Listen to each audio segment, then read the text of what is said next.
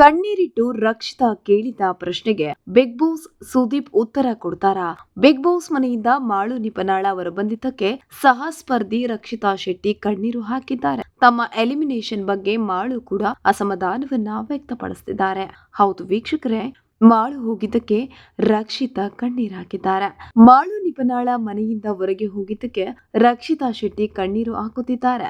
ಮಾಳು ಕಾರ್ನಲ್ಲಿ ಕುಳಿತುಕೊಳ್ಳುವ ಸಂದರ್ಭದಲ್ಲಿಯೂ ಅವರು ವಾಪಸ್ ಬರ್ತಾರೆ ಅಂತ ನನ್ನ ಮನಸ್ಸು ಹೇಳುತ್ತಿತ್ತು. ಆದ್ರೆ ಎಲ್ಲವೂ ಉಲ್ಟಾ ಆಯ್ತು ಅಂತ ರಘು ಮುಂದೆ ರಕ್ಷಿತಾ ಶೆಟ್ಟಿ ಹೇಳಿಕೊಂಡಿದ್ದಾರೆ.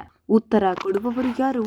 ಮಾಳು ಕುರಿತು ಮಾತನಾಡುವ ಸಂದರ್ಭದಲ್ಲಿ ರಘು ಅವರಿಗೆ ರಕ್ಷಿತಾ ಶೆಟ್ಟಿ ಪ್ರಶ್ನೆಯೊಂದನ್ನ ಕೇಳ್ತಾರೆ. ಆದ್ರೆ ಈ ಪ್ರಶ್ನೆಗೆ ರಘು ಏನು ಉತ್ತರ ನೀಡಿದ್ರು ಅನ್ನೋದನ್ನ ತೋರಿಸಿಲ್ಲ. ಆದ್ರೆ ಈ ಪ್ರಶ್ನೆಗೆ ಬಿಗ್ ಬಾಸ್ ಅಥವಾ ವೀಕೆಂಡ್ ಸಂಚಿಕೆಯಲ್ಲಿ ಸುದೀಪ್ ಉತ್ತರ ನೀಡ್ತಾರ ಅನ್ನೋದನ್ನ ಕಾದು ನೋಡ್ಬೇಕಿದೆ. ಹಾಗಾದ್ರೆ ರಕ್ಷಿತಾ ಕೇಳಿದ ಪ್ರಶ್ನೆ ಏನು ಗೊತ್ತಾ?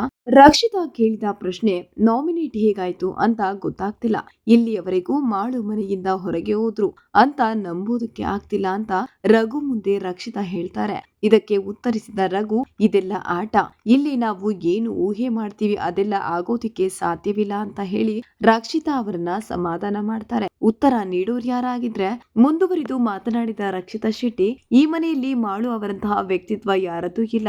ಆದ್ರೂ ಸಹ ಮಾಳು ಅಣ್ಣ ಮನೆಯಿಂದ ಹೊರಗೆ ಹೋಗೋದಿಕ್ಕೆ ಹೇಗೆ ಸಾಧ್ಯ? ಬಿಗ್ ಬಾಸ್ ಅನ್ನೋದು ವ್ಯಕ್ತಿತ್ವದ ಆಟ ಅಲ್ವಾ ಅಂತ ರಕ್ಷಿತಾ ಪ್ರಶ್ನೆ ಮಾಡಿದ್ದಾರೆ. ರಕ್ಷಿತಾ ಅವರ ಈ ವ್ಯಕ್ತಿತ್ವದ ಆಟದ ಕುರಿತು ಪ್ರಶ್ನೆಗೆ ಉತ್ತರ ನೀಡೋರು ಯಾರು? ಮಾಳು ಬೇಸರ. ಇತ್ತ ಮನೆಯಿಂದ ಹೊರಗೆ ಬಂದಿರುವ ಮಾಳು ತಮ್ಮ ಎಲಿಮಿನೇಟ್ಗೆ ತೀವ್ರ ಬೇಸರವನ್ನ ವ್ಯಕ್ತಪಡಿಸುತ್ತಿದ್ದಾರೆ.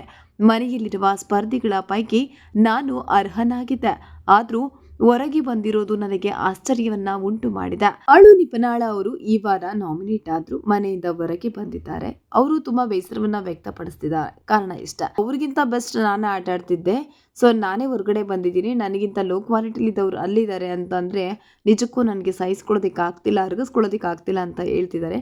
ಸೊ ಇದರ ಬಗ್ಗೆ ನಿಮ್ಮ ಅನಿಸಿಕೆ ಏನು? ಮಾಳು ನಿಪನಾಳ ಅವರು ಮನೆಯಿಂದ ಹೊರಗಡೆ ಬಂದಿರೋದು ಸರಿನಾ ತಪ್ಪಾ? ನಿಮ್ಮ ಅನಿಸಿಕೆನ ಕಮೆಂಟ್ ಮಾಡಿ ತಿಳಿಸಿ.